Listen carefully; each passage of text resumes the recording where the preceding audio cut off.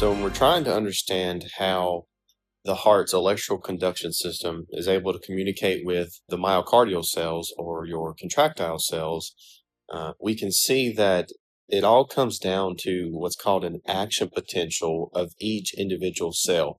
And each individual cell has its own action potential that is then spread to other cells, cell by cell, throughout the heart.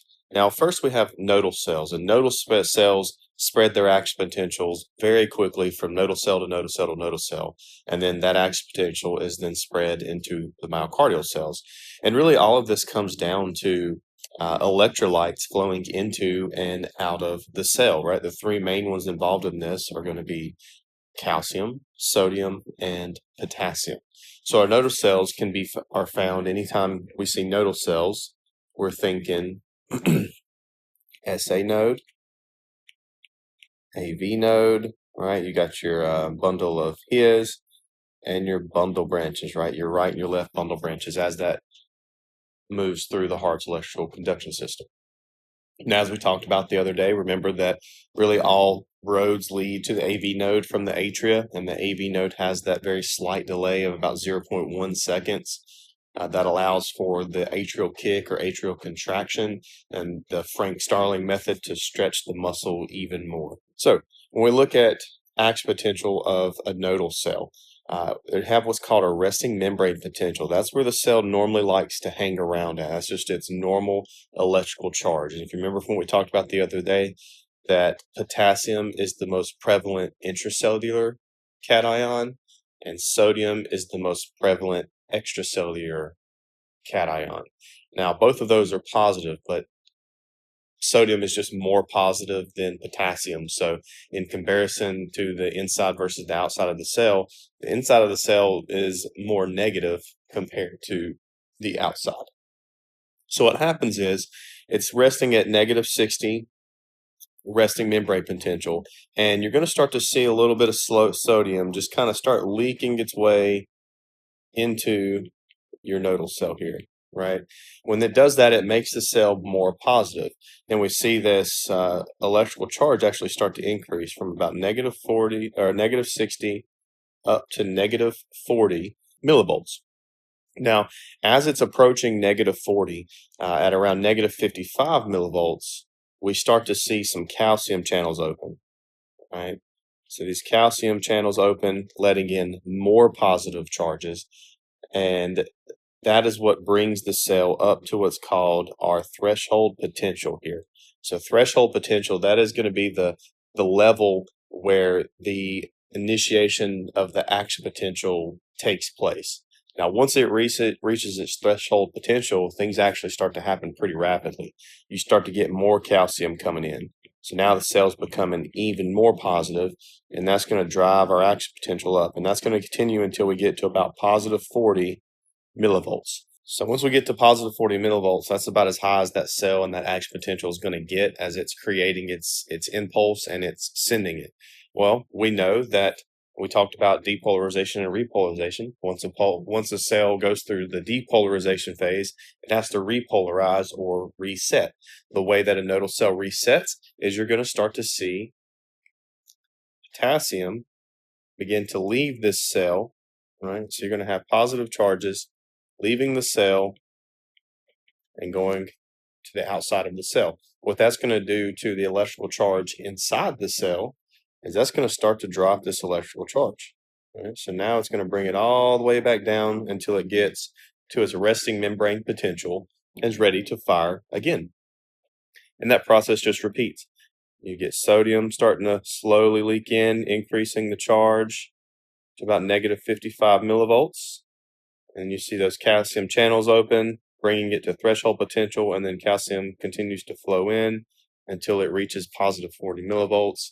And then to repolarize, potassium channels open, and that allows the cell to come right back down to its resting membrane potential. That action potential is going to occur each time those nodal cells fire. So you think of if the impulse is generated in the SA node, the SA node's intrinsic rate via automaticity is 60 to 80 beats a minute. So these nodal cells are going to go through this process 60 to 80 times each minute.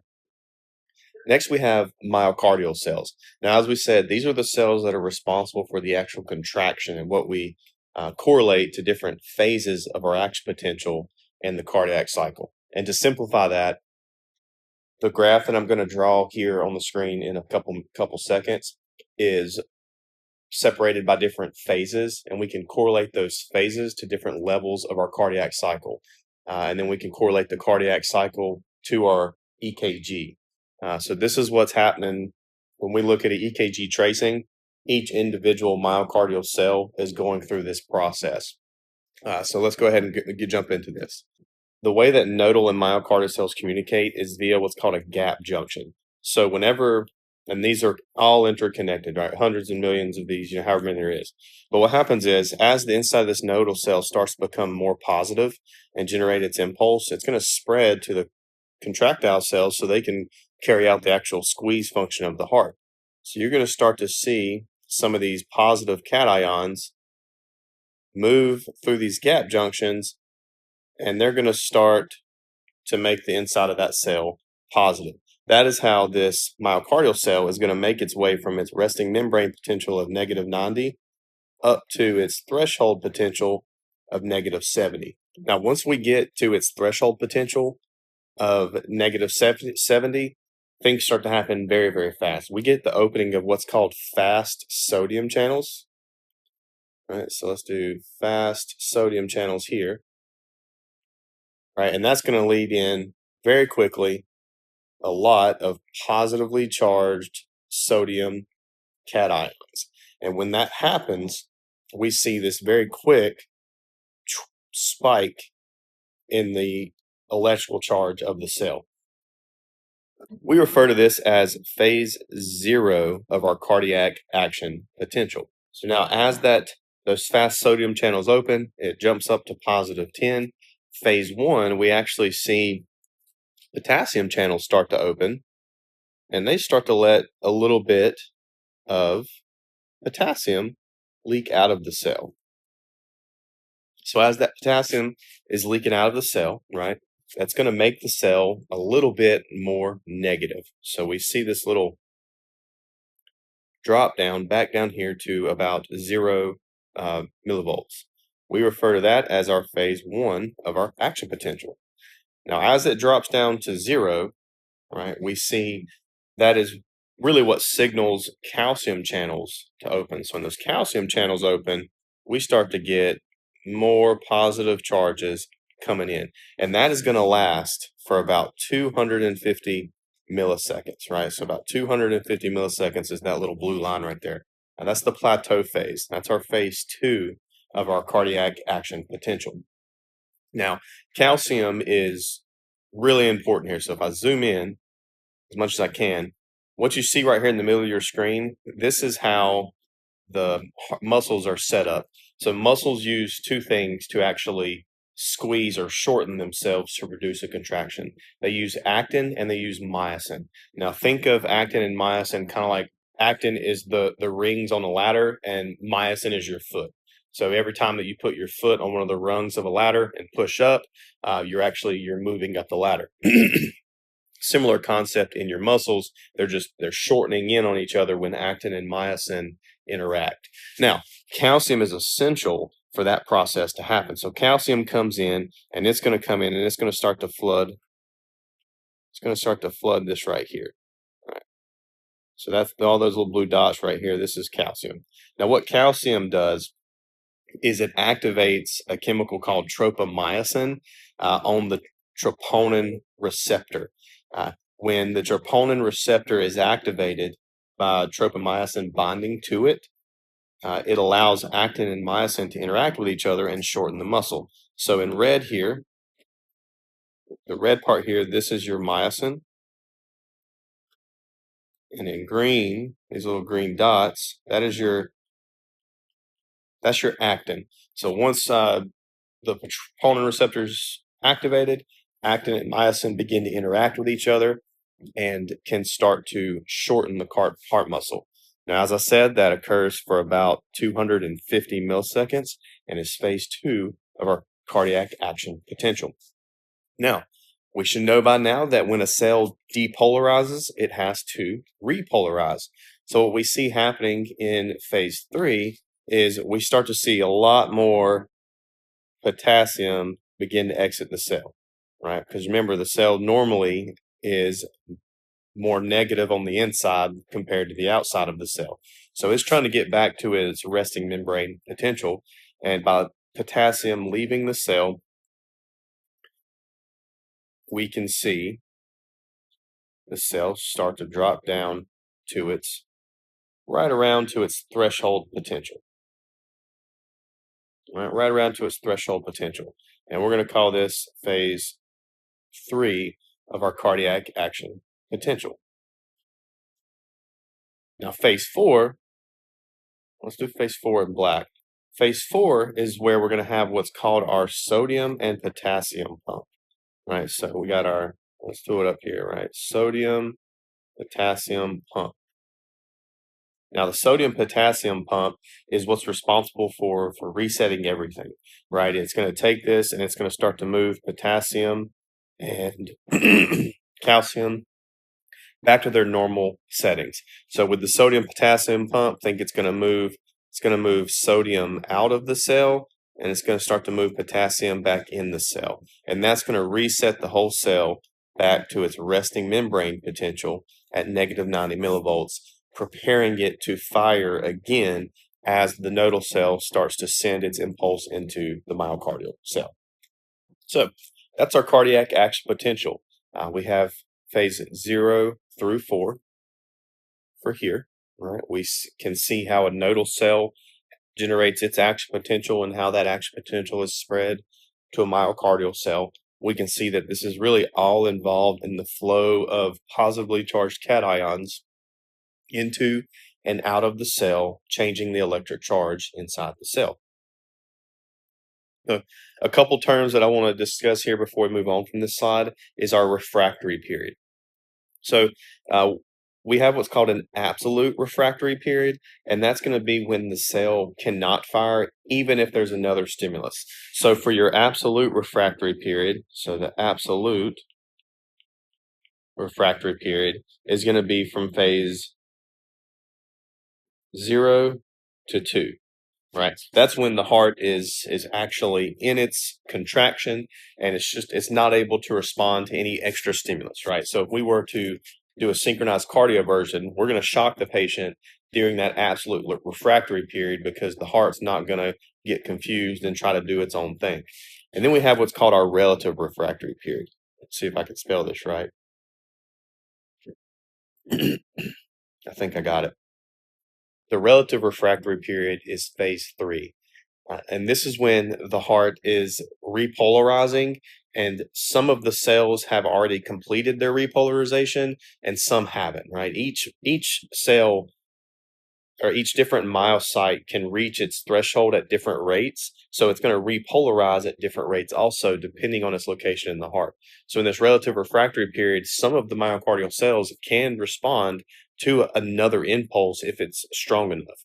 The problem with that is it can lead to arrhythmias like premature contractions or a reentry arrhythmia like supraventricular tachycardia. So something to keep in mind. So your relative refractory period is going to be around from here to here, right? That's your relative refractory period.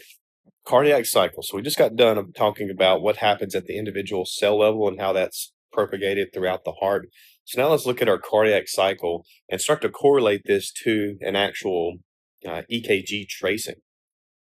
So first, up here at the top, we have diastole. And we should know that what's happening during diastole is ventricular filling. So during ventricular filling, right, our AV valves are open and our semilunar valves would be closed. So the AV valves are open, semilunar valves are closed.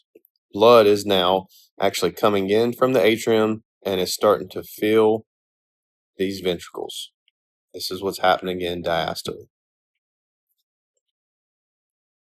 So blood is starting to fill the ventricles. But remember, not all the way.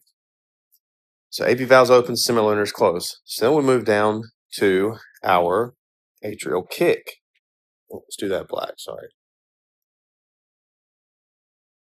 So let's move down to our atrial kick or atrial contraction. Now, during atrial contraction, right, same thing. AV valves are open and our semilunar valves are closed. Okay, so what's going to happen here is these atria are going to contract. Just draw some arrows. That's signifying the muscle contraction of the atria. And when those atria contract, it's going to push more blood into those ventricles, and you're going to get a lot of ventricular filling with that as that blood is pushed in to the ventricles. So moving to the next phase of our cardiac cycle, we call this isovolumetric contraction.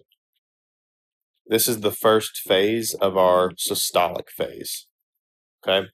And really all this is telling us is that from that atrial kick, we see these ventricles get really full of blood all the way to the tip top of that ventricle.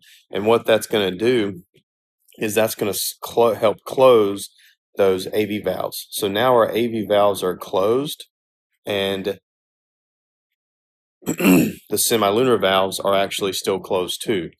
All right, so the semilunar valves are closed. So both valves are closed because those ventricles are completely full of blood. Continuing down the cardiac cycle, we have our ejection phase.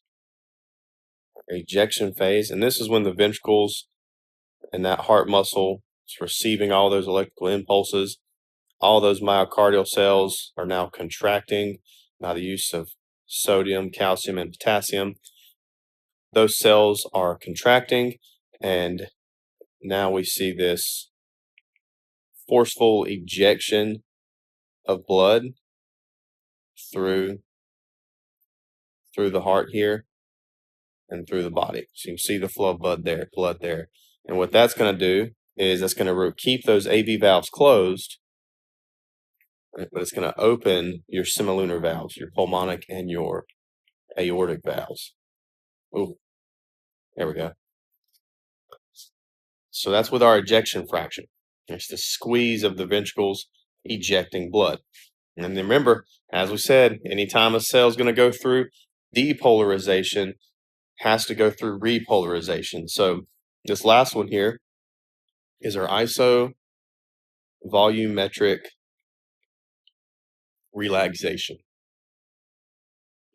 Relaxation. Isovolumetric relaxation. This is going to be where the AV valves, make sure I had the right color, where the AV valves are still closed. AV valves are closed, and now our semilunar valves also close. Okay, and this is going to be what's really happening during this phase is because the atria contracted up here, they've already went through repolarization. So this is where the atria are going to kind of fill themselves with blood. So the atria is starting to receive some blood back from the body as the ventricles are going through and starting their relaxation phase so that they can open up in the diastole phase right after that and start filling with blood. All right, so that's cardiac cycle. Hopefully that wasn't anything new. It's just a different way to present it. But how do we correlate what's going on with this cardiac cycle to an actual EKG tracing? And we'll go over the different waves and segments in another lecture in terms of, what they actually mean and what you're looking for. But for now, we're just going to focus on correlating those all together. So now let's take a look at how this cardiac cycle is correlated with what we see when we look at an EKG tracing. And we'll go over the different waves and segments later in this lecture in terms of what they mean and what they signify. Again, this is just a different way of looking at it. But we can see really that this diastole and this atrial kick is really going to take us to this P wave. That's what we're seeing with this P wave here, is the atrial kick sending blood down into the body. And then we have this isovolumetric contraction and ejection phase, which is really the start of our systolic phase. That systolic phase is really going to bring us up through here, right? This QRS complex here in the middle, that's the actual squeeze and contraction of our ventricles. Now, it should be noted that this QRS complex is a representation of the left ventricle contraction because the left ventricles dominate your electrical view because they're so large and so much bigger than the right ventricle. So that's what we're seeing here. It should also be noted that during this time of the QRS complex, the atria are repolarizing, and we just don't see that wave on an EKG because the QRS complex takes over. So that's what's happening during the systolic phase. And then lastly, this relaxation phase really takes us through this T wave and up to the next contraction of the heart. Sorry, I didn't write T. Let's write T there. That's going to be our T wave or repolarization of the ventricles. So T wave is repole of your ventricles. Our QRS complex is depolarization of the ventricles, right? And our P wave is depolarization of the atria. Now, something I haven't mentioned yet, and we'll talk about this a little more on the next slide, is what creates the sounds that we hear when we listen to someone's heart tones, right? Now, heart tones, those are created by the closure of valves, right? The first time we see a valve open and then close is during this isovolumetric contraction right here. That's going to produce your S1 sound or your lub sound as that AV valve snaps shut. Then next, we move down to isovolumetric contraction. This is where we then see the semilunar valves suddenly close shut, creating our S2 or dub sound. Lub, dub, that's where those sounds come from as those valves begin. So what I have here is just an image of some EKG paper, and it's important that we understand how to interpret this EKG paper and what we're looking at before we really start to get into even trying to interpret what an EKG is. So if we look at our EKG paper, we look horizontally is going to be equal to time, right? Time in seconds. Time in seconds or fraction of seconds, as you'll find out here in a minute. And then if we look vertically, right, vertically is going to be responsible for height. I did put an I in there. And that's going to be in millimeters. So height in millimeters is how we're looking at that. So I'm going to isolate one little small box in here. See, so drawing this right here in the middle. One little small box, if I were to break this out, one little small box is equal to 1 millimeter in height and 0.04 seconds. I always put the 0.04 in front of anything so you don't get confused. But 0.04 seconds is one of those little tiny boxes. Now, if we look right beside that, we can see that we see these thick red lines, right? Thick red lines. Now, these big boxes, right? We're dealing with little boxes and big boxes. Now, one of these big boxes, right, is going to be 5 by 5. That's going to make the box 5 millimeters tall, 5 millimeters tall, and 0.20 seconds long.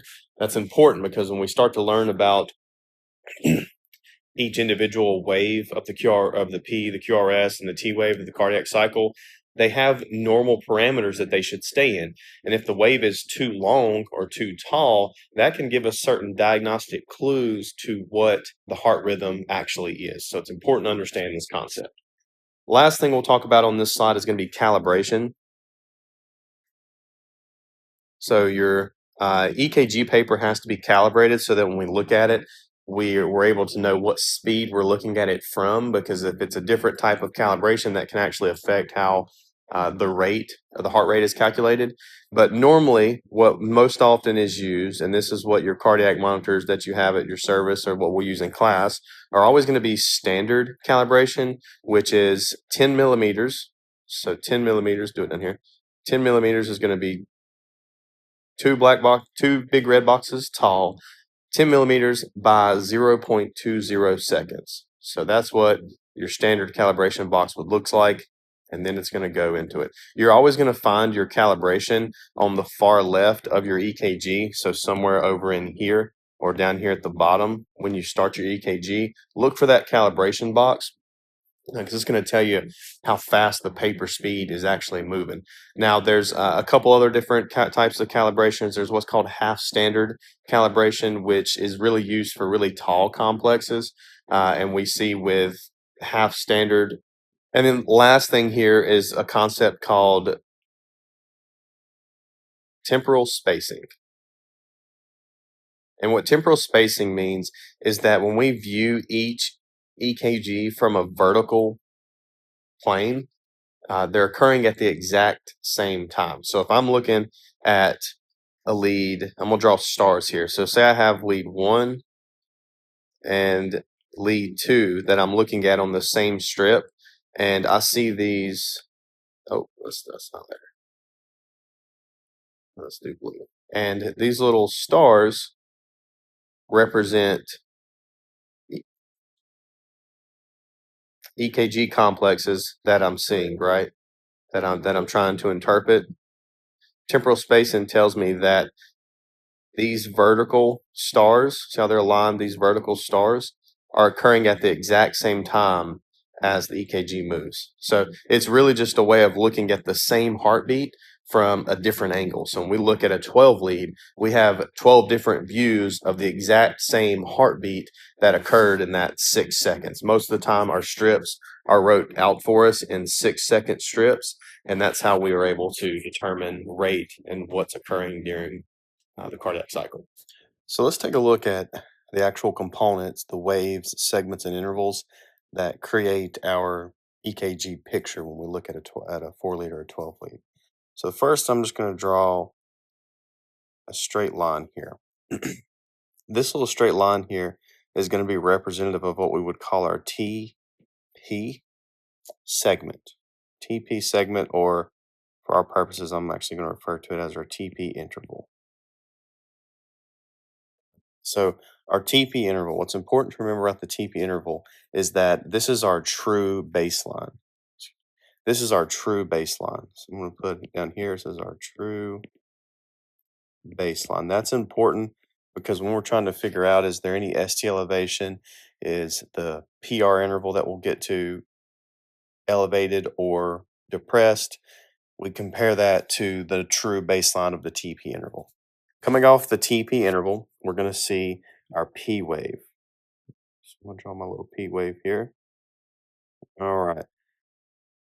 The P wave here is what is representing electrical depolarization of the atria. It starts when the SA node fires, and it includes transmission throughout the internodal pathways, Bachman's bundle, and any other atrial myocytes. Now, our P wave normally should be about 0.08 seconds to 0.11 seconds long. If you think about, we'll get to what we call vectors and axes, but for now, just remember that the atrial axis is directed down and to the left. There's our P wave. Coming off our P wave, we're going to see what we call our PR segment. So PR segment here, I'm going to put PR here. And the PR segment really is just the time frame between the end of the P wave to the beginning of the QRS complex. This PR segment, this is the segment that can be depressed in normal EKGs. If it's anything greater than 1 millimeter of depression, it could be considered pathologic. So it could be something like pericarditis if that's depressed more than 1 millimeter, excuse me. Okay. Now we have an interval here, so I'm going to go ahead and erase what I wrote down. Oh,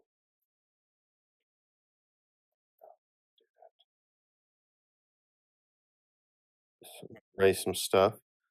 So next what I have is our PR interval, right? Our PR interval is the start of the P wave to the start of what we are going to learn is called our QR complex. It's a PR interval. That's an important one to remember because our PR interval can give us some information in terms of if there's any type of heart blocks occurring where the impulse is just not making its way to the ventricle. So our PR interval represents all of the electrical events that begins from the impulse starting in the SA node all the way up to the beginning of ventricular contraction. Now, a normal PR interval should be 0.12 seconds to 0.20 seconds. If it's prolonged or elongated longer than 0.020 seconds, we would refer to that as a first degree AV block. And then if it's shortened less than 0.11 seconds, then we may look at something else as it's shortened because the QRS complex is wide, and that could indicate what's called Wolff-Parkinson-White syndrome that we'll learn about a little bit later in our semester. Okay, so leading into our QRS complex. So our QRS complex is ventricular depolarization. It's composed of two or more waves. When any additional waves would be labeled as what's called a prime wave, as you can have three, sometimes 4 points in ECG tracing. But the first part of this is going to be what we refer to as our Q wave. So we'll draw this out just a little bit so you can tell the difference. Sorry, so our Q wave is going to be that first negative deflection from the baseline. Now, a Q wave can be benign and is normal in lots of cases. It's typically seen most often in leads 1, AVL, and lead V6. Q wave actually represents for us depolarization of your septum, is what we see in a benign case. Now, let me drop a Q here. Now, our Q wave is going to be considered to be pathological or a sign of dead tissue if it is wider than 0.03 seconds or its height is greater than 1/3 the height of the R wave. Right, so I'm going to draw just a quick what a pathological would look like. So we know that 1 0 box is 0.04 seconds. So if that Q wave is wider than one box, it would be considered a pathological Q wave right in there, or it could be considered pathological if the Q wave is really deep and long. Right, that might be considered a pathological Q wave also because of how deep it is. But for now, we're going to draw a Q wave that would be considered benign. So benign Q wave should be less than 0.03 seconds. So we're going to say that's going to be a benign Q wave right there. Moving up from the Q wave, we have our R wave. So this part's going to come up, and our R wave is going to be right up here. So the R wave peak time, the very tip of that R wave, that actually just represents how long it takes the impulse to travel throughout the Purkinje system through the heart's epicardium. So if it's a thinner area of muscle, or if the lead's looking at a thinner area of muscle, you might see a smaller R wave. So if you look at like leads V1 and V2, the way they're looking, they're primarily looking at actually right ventricle contraction in those leads. So the R wave isn't as tall versus if you're looking at like it lead V5 or V6, it's looking more so at the lateral side, the left ventricle. You can see a taller R wave in those leads. Okay, so coming off of our R wave here, we're going to see this dip down. All right, should dip down, and we should then see what we would refer to as our S wave. So then our S wave would be that second deflection below the baseline is going to be considered our S wave. And it should come right back up to baseline after that. So a normal QRS complex, so the QRS, the entire normal complex, normally should be 0.06 seconds to 0.11 seconds. If it's longer than that, then that's a wide QRS, and that could signal a couple different things. If it's wide, it could mean there's some type of aberrancy or delay in conduction throughout the ventricles, some sort of block that we need to pay attention to and maybe dive a little bit deeper to see what we are missing there. Okay. So go ahead and introduce you to what's called a J point. So I'm gonna draw a little circle around the J point. So the J point, right, the J point right there, that's actually the point where the QRS ends and the ST segment begins. And what's important about the J point is that is the point that we use to assess for elevation or depression of the ST segment. Super important to understand that concept when we get in to more learning more about 12 leads and looking to see if there's a STEMI. After this QRS, we get into what's called our ST segment. So ST segment. That our ST segment is just the time between the end of the QRS to the beginning of the T wave. This part is actually where the heart's maintaining its contractions, where a lot of calcium is flowing in. The heart's maintaining its squeeze to get as much blood as it can ejected. Just back here. That's our ST segment right there. All right, come on a bit. Next, we have what's called our T wave. I'm going to draw a T wave here. I'm bad at drawing. But so the T wave for us represents ventricular depolarization. T wave. It can be either positive or negative, and really what it does is it normally should follow the overall direction of the QRS complex. If the QRS complex is more negative, then the T wave is most likely inverted following the direction of the QRS complexes. If you see them inverted, where the QRS complex is mainly positive and the T wave is flipped, that could be a sign of ischemia in the patient and may mean you need to look at the 12 lead a little bit more closer and see if you're not missing anything. T wave also should be asymmetrical, right? The first part of your T wave should be rising. Oops. The first part of your T wave should be rising kind of generally, like I kind of drew here, with the second part dropping a little bit more acutely as it comes down back to the baseline. Symmetrical T waves or a T wave that is tall and pointed, looks like a mountain maybe, would be something to look a little bit closer as it could signify hyperkalemia. Okay. Couple more intervals that we're going to talk about. So we have what's called our QT interval. Our QT interval starts at the beginning of the QRS complex. So right here at the end of that PR interval there. So the QT interval starts there and it ends at the end of the T wave. So it should be right about, all right, good. That is going to be our QT interval.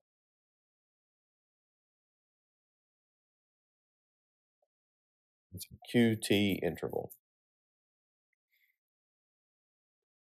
This represents all the ventricular depolarization and repolarization that's occurring. That can actually vary by a couple different factors. Heart rate can change the QT interval, can make it appear shorter when heart rate's really high. Electrolytes can change that. Sex and age can change that. There's lots of different medications that are known to prolong this QT interval, Zofran IV being one of them. A prolonged QT interval is concerning because it can increase the chances of heart arrhythmias by what's called an R on T phenomenon. So that would lead to something called torsades de points that we'll also get to. And then next, what you need to know is the QTC. QTC. That stands for the corrected QT interval. The QT itself is hard to read because it's variable due to heart rates. If you have a patient that has a really high heart rate or an irregular heart rate, it's really difficult just to read the actual QT interval. So your EKG machine, your monitor actually does some calculations to give you the QTC, the corrected version of that. And what we're looking for is if you have a male patient, so males, the QT interval should be less than 0.45 seconds. So it should be, wrong one.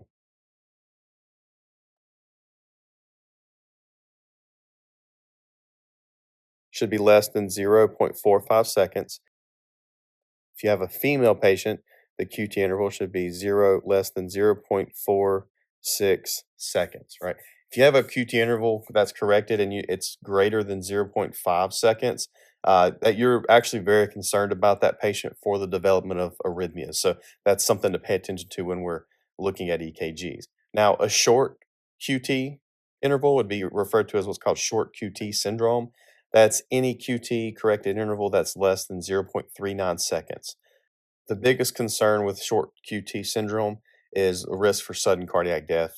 So patients may experience something like palpitations and syncope. So if we were to follow this TP segment out, leading up to the next beat, right? The next P wave may come. There's also another wave that you may see. You see this more often in bradycardic rates, but it's just a small downward deflection before the next wave. This is referred to as what's called our U wave.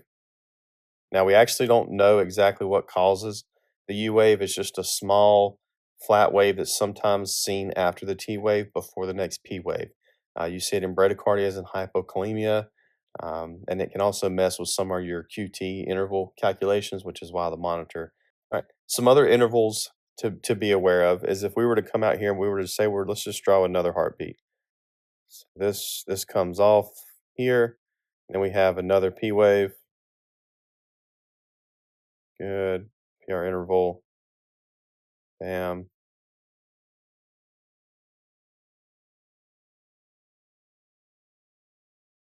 Perfect. All right, so we got our second beat coming. So all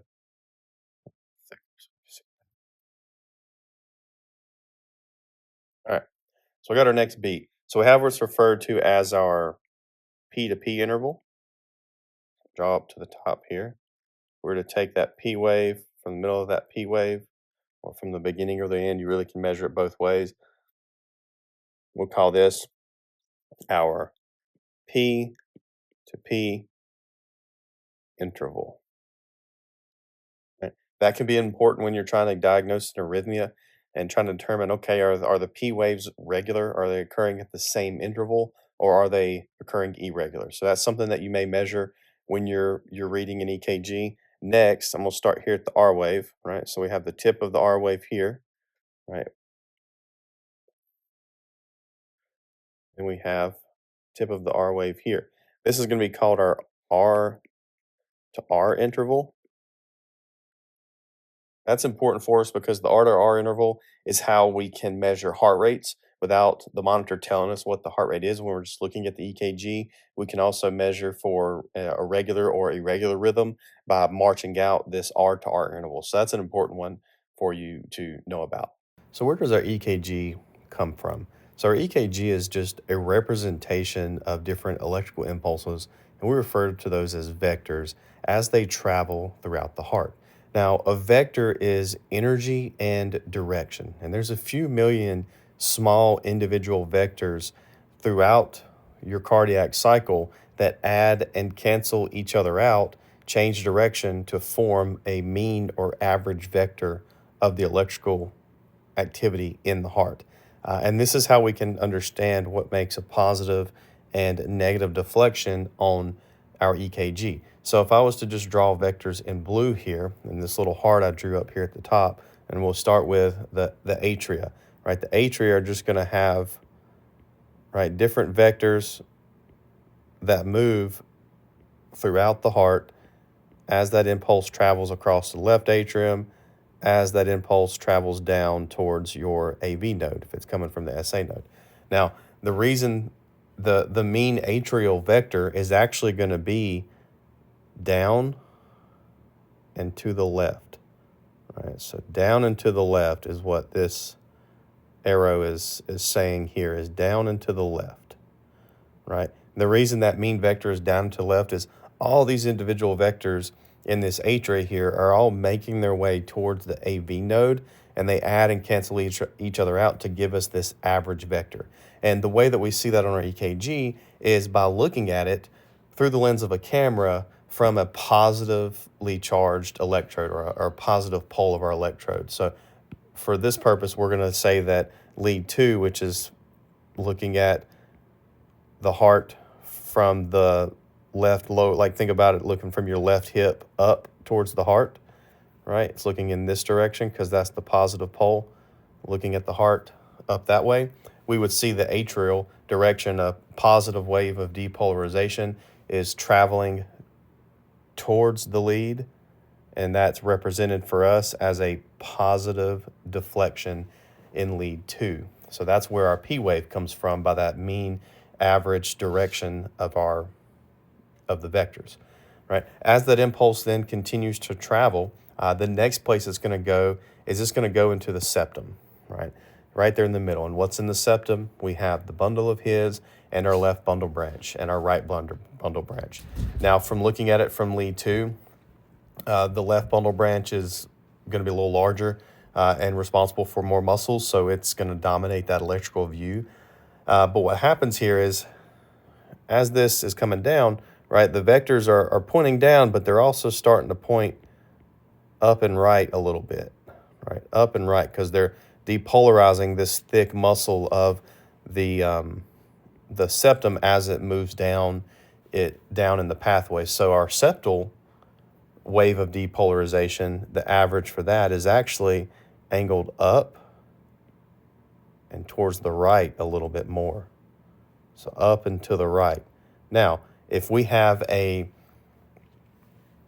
positive wave of depolarization, traveling away from the positive electrode, we're going to perceive that on our EKG as a negative deflection. So that's where our Q wave comes from in lead 2, which would be a negative deflection of the QRS complex. So then what we're going to see is we're going to come up and we're going to find our R wave. That's going to be right after the Q wave here. So as this impulse travels, it's traveling through the left ventricle, all right? And the left ventricle, the sum of the left ventricles as it travels through here is again going to be down and to the left. Because remember, this is a very thick muscle. So as it's traveling through, it's actually initiating action potentials from the endocardium out towards the apex of the heart throughout the heart muscle. So the mean vector of our ventricles for the R wave here, that main depolarization of the left ventricle, which is what we're looking at, is actually also angled down and to the left. Right? So down and to the left. So like we just said, a depolarization heading towards a positive electrode or lead is perceived as an upward deflection. So in lead 2, we would see an upward deflection of our QRS complex. Now our S wave, right, we just learned that our S wave is a negative deflection. What this S wave signifies for us is movement of the impulse through the Purkinje system. And overall, it is up and to the left. And it's that way because the impulse is now traveling towards the base of the heart. So your S wave is the depolarization as it comes around here and it hits the Purkinje system and it starts to get all this muscle perfused up in here. It's hard to see, I know, I'm sorry, on the little drawing I had, so I screwed it up. Sorry I messed the drawing up, but our S wave is overall going to be up and to the left. So we're going to draw the S wave up and to the left, right? It's up and to the left because it's polarizing the Purkinje system that is on the more lateral side of the heart as it's moving up and getting the top lateral side of your left ventricle. So in this case, we're looking at a depolarization wave moving away from our positively charged electrode lead, and that's perceived for us as a negative deflection. So next we have ventricular repolarization, which is our T wave. Now the T wave is basically a negative charge. It's repolarization that's moving towards the negative electrode.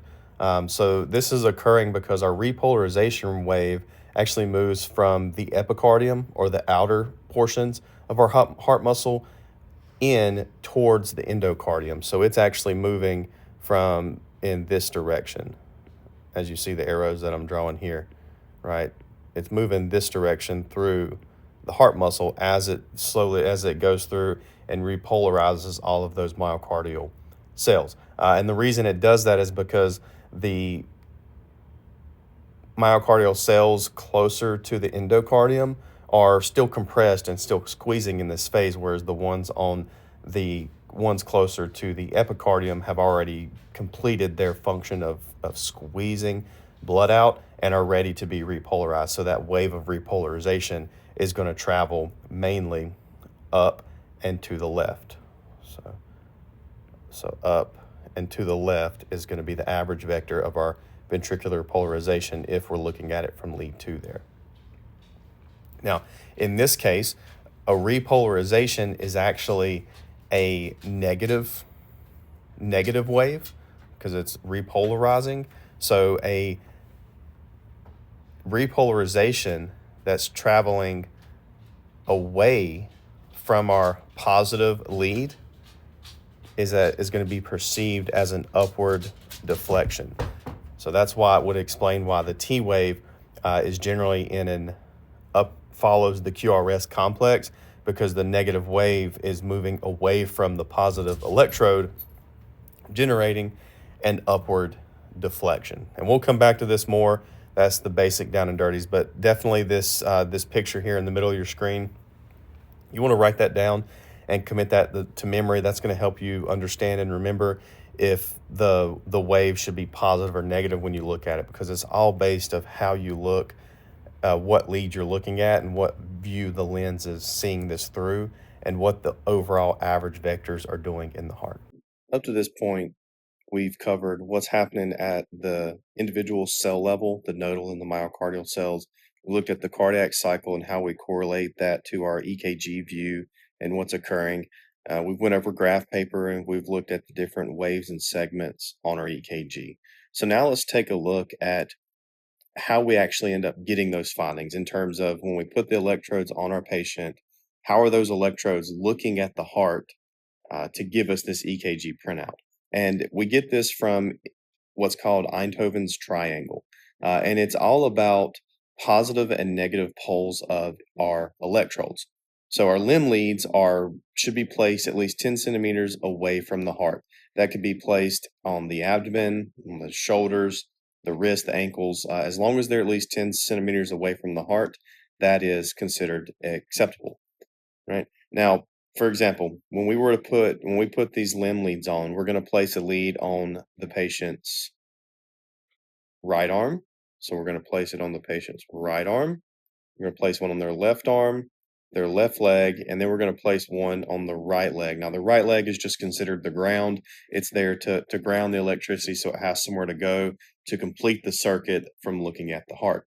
Now, when we do this, I want you to think of the positive electrode of each one of these leads as a camera, right? So if we look down here at the left leg, right, the camera is actually looking from the positive electrode towards that negative electrode. So like we talked about, any type of depolarization wave that's traveling towards the camera, the positive electrode, is going to present itself as a positive deflection versus a depolarization wave traveling away from the camera is going to present as a negative deflection. But if we start with the left leg here, the positive pole is on the left leg, and it's looking towards the left arm, where the EKG is going to put the negative pole for that. Then we can look at what we see, lead 2. Now, the overall average vector of the heart is pointed down and to the left, right? That's just the overall sum and flow of all the vectors in the heart added together is actually pointing down and to the left. So this camera is on this positive electrode looking up at the heart that way. So as all of that global general electricity is flowing towards the positive electrode, that's where we see a positive P wave mainly positive QRS and a positive T wave in lead 2, and it's looking towards that negative electrode. Same thing for lead 1, right? So lead 1 here, the positive camera or electrode is at our left arm, and it's looking across towards our right arm. So that's how it's viewing electricity of the heart, is from that pole. This is just an important concept to understand of where the positive electrodes are looking to and looking from when we're trying to understand what the EKG should look like in each individual lead. And this comes from Einthoven's triangle, and it's based off the positive electrode being a camera and looking at the heart. Some other camera views and angles for us to be aware of when we do a 3 lead is going to be our augmented leads. Now, what happens in these augmented leads is your EKG machine actually switches the positive and negative electrode poles so that 2 leads become negative and there's only 1 positive. And the camera looks from the positive to the midpoint between the 2 negative leads. So if I come over here and we look at lead AVF, what happens is the right and left arm now become negative poles, right? And down here at the bottom of Einthoven's triangle, the left leg electrode then becomes our positive pole, right? And that camera is then looking from that direction towards the camera. So that's how the camera is looking at the heart, and we get what's called AVF.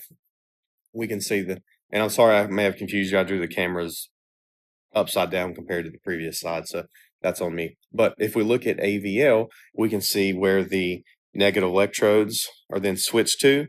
We can see where the camera is here and how that camera is viewing the electricity of the heart. So any type of depolarization lead traveling towards that camera would be viewed as a positive upward deflection. And then same for AVR, augmented lead R here. We have our camera that's right there. We have our negative poles, and it's viewing the midpoint between those poles as it's looking down at it. And that's where our augmented leads come